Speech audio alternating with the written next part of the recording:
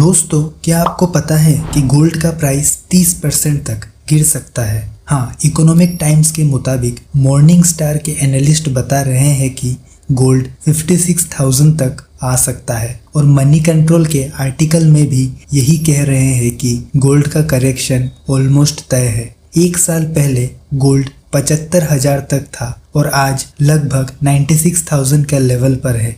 ये 33% का रिटर्न सिर्फ एक साल में गोल्ड ने दिया है। लेकिन दोस्तों, अगर निफ्टी 50 को देखें तो इसने पिछले एक साल में सिर्फ 9 से 10% का रिटर्न दिया है। तो सवाल ये है कि क्या गोल्ड अभी भी सही इन्वेस्टमेंट ऑप्शन है? अगर हम 25 साल का डेटा देखें, गोल्ड ने ऑलमोस्ट 30% का कंपाउंडेड रिटर्न दिया है, मतलब एफडी से ऑलमोस्ट डबल। आजकल सब गोल्ड के पीछे भाग रहे हैं। पिछले 5 साल में इंडियन गोल्ड ईटीएफ का होल्डिंग्स 200% से ज़्यादा बढ़ गया है, ज़ेरोधा म्यूचुअल फंड के डेटा के मुताबिक। लेकिन जब सब इन्वेस्ट कर रहे होते हैं, शायद वही वक्त होता है थोड़ा दूर रहने का।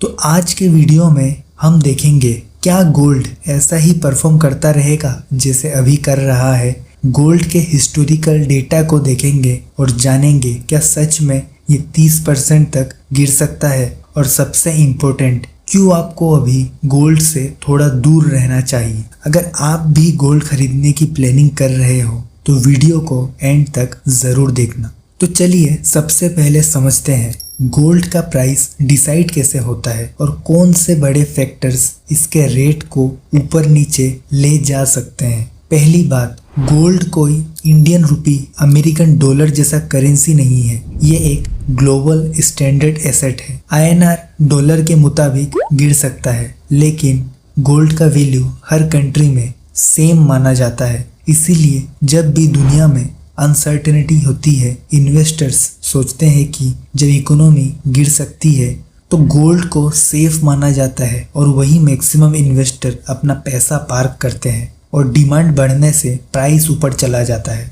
2025 में जियोपॉलिटिकल टेंशंस काफ़ी हाई रहा है। यूएस और चाइना के बीच ट्रेड टेरिफ वार चल रहा है। दूसरे ओर रशिया यूक्रेन का कन्फ्लिक्ट अभी तक रिजोल्व नहीं हुआ और इधर इजराइल गाजा, इन कंट्रीज में टेंशन भी काफ़ी ज़्यादा है। ऐसे सिचुएशन में दुनिया भर के इन्वेस्टर टिपिकली सेफ मोड ढूंढते हैं, मतलब स्टॉक्स, क्रिप्टो और करेंसी जैसे वोलेटाइल एसेट्स बेचकर अपना पैसा सेफर ऑप्शन में डालते हैं। ट्रम्प के नए ट्रेड टेरिफ्स ने चाइना पे 54% और बाकी दुनिया पर 10% का इंपोर्ट ड्यूटी लगा दिया है। इस डिसीजन ने ग्लोबल इकोनॉमी को काफ़ी अनसर्टेनिटी के पोजीशन में ला दिया है।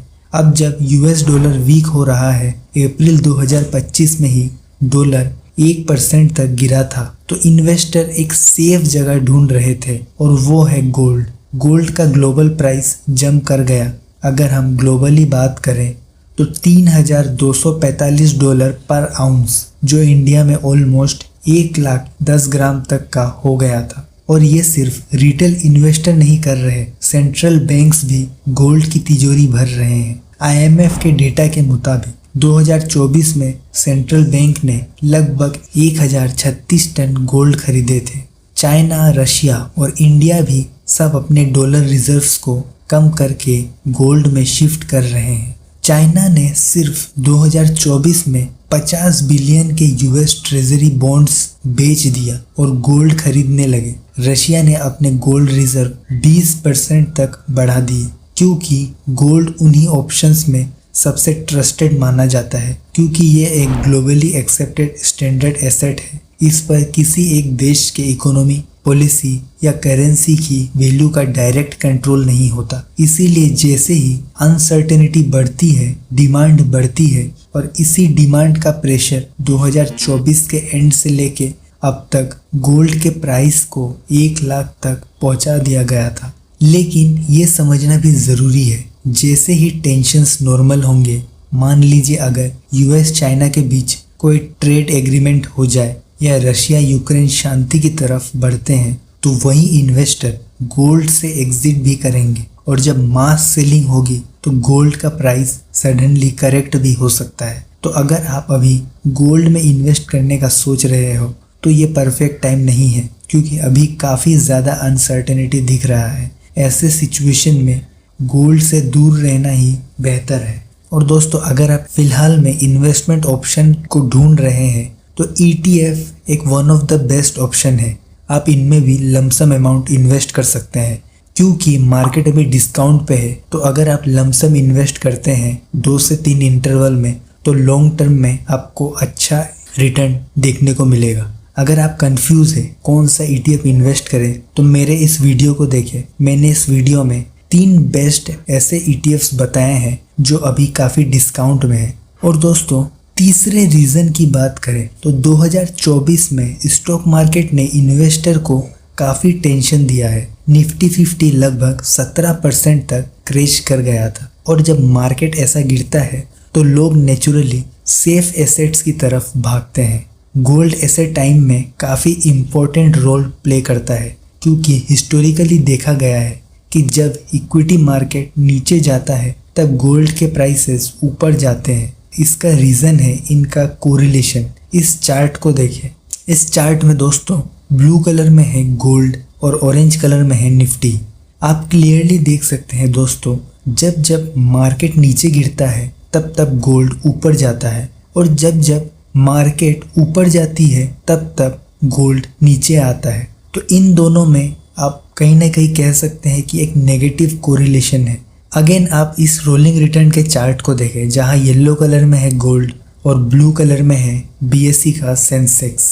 अगर आप 2008 के ग्लोबल क्राइसिस को देखें जब इक्विटी मार्केट बुरी तरीके से नीचे गिरा था तब भी गोल्ड ने काफ़ी अच्छा रिटर्न्स दिया था। वही आप कोविड के टाइम को ले ले, 2020 के अराउंड भी जब मार्केट नीचे आया था तो गोल्ड ऊपर गया था। और हाल ही में 2024-25 के डेटा को भी देख सकते हैं, जैसे ही मार्केट नीचे आया था तो गोल्ड ऊपर गया था। तो इन दोनों चार्ट से हम ये कंक्लूड कर सकते हैं कि जब जब स्टॉक मार्केट नीचे आती है तब तब गोल्ड का प्राइस बढ़ता है। लोग इक्विटी से पैसे निकाल के गोल्ड में इन्वेस्ट करने लगते हैं। ऐसे सिचुएशन में डिमांड बढ़ता है और डिमांड बढ़ती है तो इनके प्राइस भी काफ़ी बढ़ने लगते हैं। पर अब पिक्चर बदल रहा है, मार्केट रिकवर कर रहा है। सिर्फ 1 महीने में निफ्टी 50 12% तक ऊपर चला गया है। तो जो लोग गोल्ड को अब तक सेफ जोन समझ रहे थे उनका इंटरेस्ट अब वापस इक्विटी की तरफ जा सकता है। और अगर ऐसा हुआ तो गोल्ड के प्राइस पे प्रेशर पड़ सकता है और करेक्शन का चांस बढ़ जाता है। अब बात करते हैं सबसे इम्पोर्टेंट चीज़ की, क्या अभी गोल्ड खरीदना चाहिए या नहीं। अभी लमसम में गोल्ड लेना रिस्की हो सकता है दोस्तों। गोल्ड फिलहाल अपने ऑल टाइम हाई के आसपास चल रहा है 96,000 पर 10 ग्राम। और हमने अब तक देखा ये price global tension, stock market crash और कहीं ना कहीं इन्फ्लेशन की वजह से ऊपर गया है। लेकिन ये सब फैक्टर्स वोलेटाइल है। आज टेंशन है, कल हो सकता है पीस स्टॉक्स हो जाए। आज डॉलर वीक है, कल स्ट्रॉन्ग हो जाए तो प्राइस भी रिवर्स हो सकता है। अगर आपने 96,000 पे गोल्ड खरीद लिया और कल को प्राइस 86,000 तक आ जाए तो आपका 10,000 तक का नुकसान हो जाएगा। इसीलिए लमसम में एंट्री लेना इज लाइक गेसिंग द पीक, और गेस गलत हुआ तो पैसा अटक जाएगा। और ये सिर्फ इन्वेस्टर्स के लिए नहीं, घर के लोग जो शादी या लॉन्ग टर्म सेविंग्स के लिए गोल्ड लेना चाहते हैं उनके लिए भी सेम लॉजिक अप्लाई होता है। गोल्ड लेना ज़रूरी हो सकता है लेकिन सही तरीका भी ज़रूरी है। तो ऐसा सिचुएशन में अगर आप गोल्ड में इन्वेस्ट करना चाहते हैं, कौन सा स्ट्रेटेजी आपको फॉलो करना चाहिए। तो दोस्तों, ऐसे सिचुएशन में आपको फॉलो करनी चाहिए SIP स्ट्रेटेजी। जैसे हम म्यूचुअल फंड में SIP करते हैं सिस्टमेटिक वे में थोड़ी थोड़ी अमाउंट, वैसे ही आप गोल्ड में भी हर महीने थोड़ा थोड़ा इन्वेस्ट कर सकते हैं। 1000, 2000 या जितना भी बजट हो, हर एक छोटे छोटे डिप में एक स्मॉल अमाउंट गोल्ड में इन्वेस्ट करें। तो इससे आपका रुपी कॉस्ट एवरेजिंग अच्छा हो जाएगा और लॉन्ग टर्म में आपको अच्छा रिटर्न्स मिलेगा। और दोस्तों, गोल्ड इन्वेस्टमेंट के साथ अगर आप SWP यानी सिस्टमेटिक विड्रॉल प्लान में भी इन्वेस्ट करना चाहते हैं तो मेरे इस वीडियो को देखें। मैंने इस वीडियो में डिटेल में समझाया है कैसे आपको सिस्टमेटिक वे में SWP करनी चाहिए और किस तरह आप एवरी मंथ इससे पैसा निकाल सकते हैं पेंशन जैसा। एवरी मंथ आपके बैंक के अकाउंट में फिक्स्ड अमाउंट आता रहेगा। तो अगर आप फिक्स्ड मंथली इनकम चाहते हैं हर महीने अपने सैलरी के बाहर, तो इस वीडियो को ज़रूर देखें। ये वीडियो आपके लिए काफ़ी हेल्पफुल रहेगा। तो दोस्तों, आज के वीडियो के लिए सिर्फ इतना ही। उम्मीद करता हूँ ये वीडियो आप सभी के लिए हेल्पफुल रहा होगा और जल्दी मिलेंगे एक नए वीडियो के साथ।